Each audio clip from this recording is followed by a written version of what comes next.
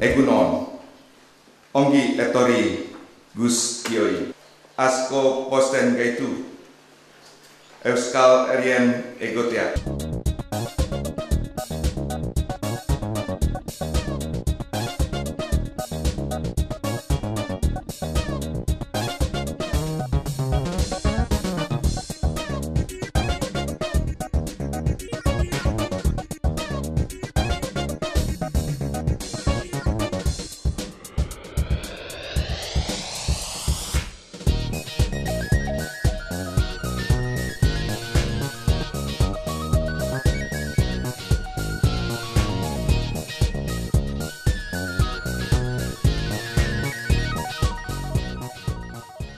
The impact of the data shadows, for example, for our cities, how we can use them. Yeah, I think, okay, so to me it starts to mean that data starts to become a material that we can actually build with in the same way that we build with concrete and glass.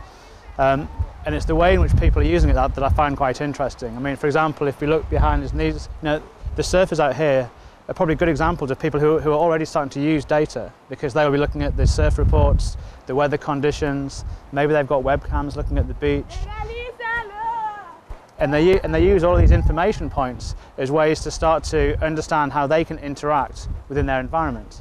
If the mission of the library was to actually help people, the local inhabitants of Brisbane, to be able to share and access information, which is kind of what libraries are for, then does it matter that it's being done via the internet and not by people taking books off the shelf? And so I think it's a great example where the library was quite forward-thinking in that they were able to understand the different ways in which people wanted to use their space. Sure.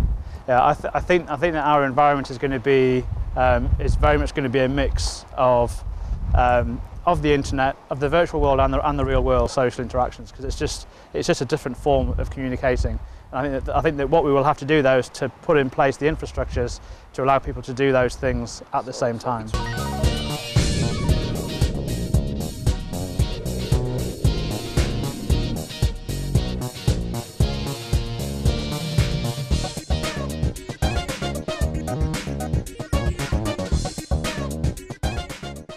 This is another thing that would be interesting to develop. I mean, the peculiarities of Paris are well known, and it would be very intriguing to explore as another aspect of this community of competence, in a way, why we see different sorts of patterns emerging in different parts of the world, different ways in which we're seeing communities engaged and brought into the process.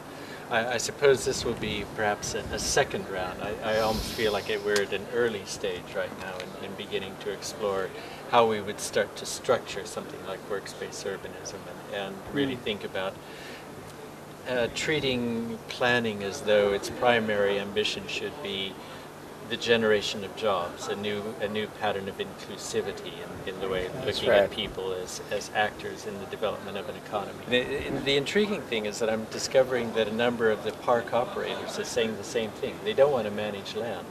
Yeah. They want to deliver services. That's right. That's right. And so now it's what we kind of want to be doing is to think about, okay, so how do we look at cities as though the challenge is service delivery to those who will really generate the next steps in the economy. It's a wide question. Yeah. Really, it's an open question for me too. Yeah. And nobody wants to manage land, yeah, except if you can make some profit, yes, with speculation or rent or whatever. Yeah. But you also have to manage land because it's a essential facility. Who really has the role of management land? Yeah, because we are the last one. Well, not RATP, but RATP or London, Transport for London or wherever. But these kind of companies are the last ones which create jobs. Yeah. Yeah. So the relation between land and job is an ancestral relation. Yeah. Land gives job.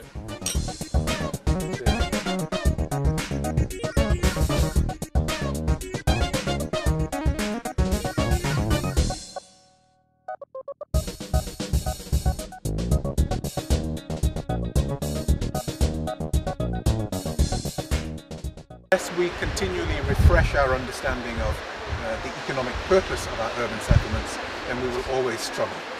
But then the second component for success, I believe, is to have good, capable, but wide leadership for our urban settlements. Not just elected politicians, but also the business community, non-profit organisations and civil society, but most of all the residents, all need to play a part in the broad leadership of our urban settlements. And so do you think that those leaders will be mediators between the governments and the people that really deals with the real problems every day? Well, that group of leaders needs to be not only the mediator between government and urban settlements, but also between urban settlements and the marketplace, because big corporations are playing an increasingly powerful role in shaping the future of our urban settlements. And so the leadership needs to mediate the issues between the city and the state on the one hand, and the city on big business on the other hand. I think that should be the role of each of us in this making the future city, the ideal city. Yeah. Well, I can't tell you what the role of each of us would be, but I should expect that each of us needs to be active rather than passive, needing to be a contributor to the quality of dialogue about the future of our cities, to be a contributor to the economic prosperity of our cities, but also a contributor to well-being in the sense of happiness and joy in our urban settings, because if we're passive, we can't shape our future. If we're active and dynamic, then we have a bigger contribution to make.